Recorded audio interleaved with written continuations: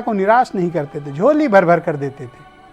अपने नीचे उन्होंने एक वृहद टीम तैयार की, पूरब से लेकर पश्चिम तक और उत्तर से लेकर दक्षिण तक, और वही टीम मुलायम सिंह यादव की ताकत बनी और मुलायम सिंह यादव को सत्ता में रखने वाली टीम बनी। लेकिन इस दौरान लॉ एंड ऑर्डर और करप्शन के मामले इतने बढ़े कि मुलायम सिंह यादव भी समझ गए कि सत्ता में अब बहुत समय तक वो टिक नहीं पाएंगे और उनका मुकाबला बहुत कठिन होने जा रहा है। इस बात का एहसास मुलायम सिंह यादव को था और ये बात वो अपने कार्यकर्ताओं से कहते भी थे और उनको समझाते भी थे कि सत्ता में रहने पर जिम्मेदारियां क्या होती हैं, संगठन का काम क्या होता है। जो बूथ मैनेजमेंट आज हो रहा है वो बूथ मैनेजमेंट के मुलायम सिंह यादव मास्टर थे। उस वक्त बटन नहीं थी, ठप्पा। और किसी भी हाल में जीतने की जो ललक थी वो मुलायम सिंह यादव में कूट कूट कर भरी थी। वैसी ललक और वैसा जज्बा बिरले ही किसी नेता में दिखता है।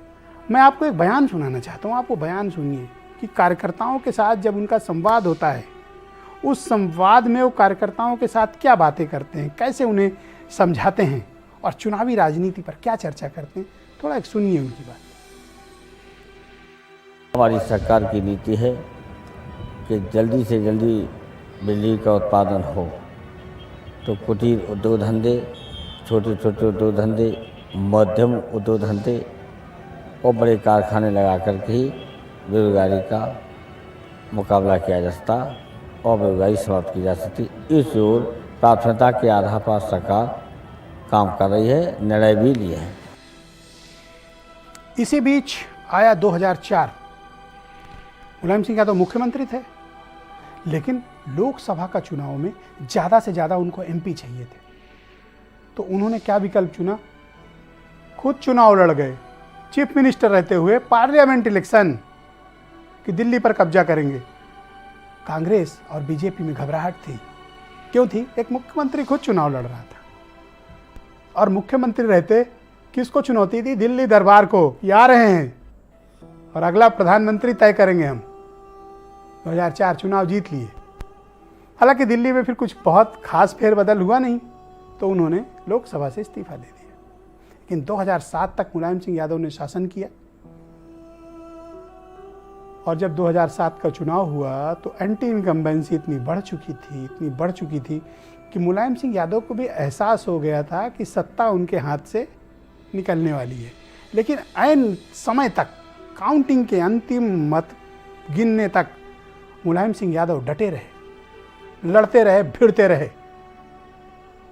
लेकिन इसके पहले मायावती का शासन जनता देख चुकी थी। पिछड़ा और दलित जाग चुका था और पिछड़ों का एक बड़ा हिस्सा मायावती के साथ कनेक्ट हो चुका था। क्यों? कुशासन की वजह से, लॉ एंड ऑर्डर की वजह से, करप्शन की वजह से, परिवारवाद की तरफ से, भाई भतीजावाद की तरफ। 2007 में बहुत बड़े नुकसान के बावजूद मुलायम सिंह यादव 100 सीट जीतने में कामयाब रहे। लड़भिड़ कर भी सही 100 सीट जीत कर लाए और मायावती 2007 में उनको फाइनल बैटल में हराने में कामयाब हो गई, हरा दिया।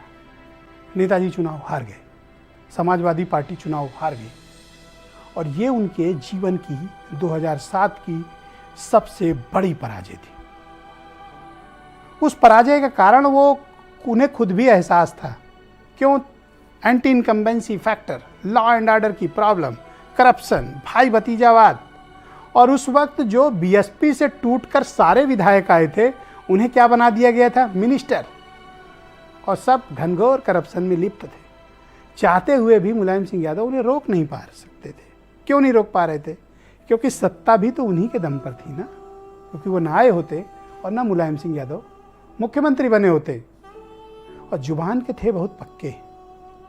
जब तोड़ कर लाए थे बीएसपी विधायकों को अपने साथ, तो ये वादा किए थे टिकट तुम्ही को देंगे। सबको टिकट दिया, सब हार गए, कोई नहीं जीत पाया उनमें से। नतीजा, नुकसान किसको हुआ? मुलायम सिंह यादव को बड़ा नुकसान हुआ। लेकिन उनके पास कोई विकल्प था नहीं। वेणु भाई, विकल्प सिर्फ ये था कि उस मसले पर वो खड़े रहते और लड़ते, संघर्ष करते। और फिर आया 2007 से 2012 का दौर। राजनीति में सफलता और उपलब्धियों का मुलायम सिंह यादव का एक इतिहास है। सफलता भी हैं, उपलब्धियां भी हैं, नाकामियां भी हैं, अलायंस भी हैं, प्रयोग भी हैं, सामने से लड़ने का मादा भी है। कल्याण सिंह बहुत ताकतवर नेता, ग्रेट एडमिनिस्ट्रेटर।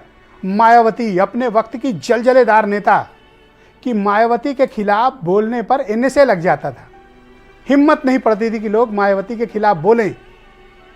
उस वक्त मुलायम सिंह यादव एक साथ 2 फ्रंट पे लड़ते थे और दिल्ली को चुनौती भी देकर रखते थे, यानी 3 मोर्चा खोलने वाला इकलौता राजनेता।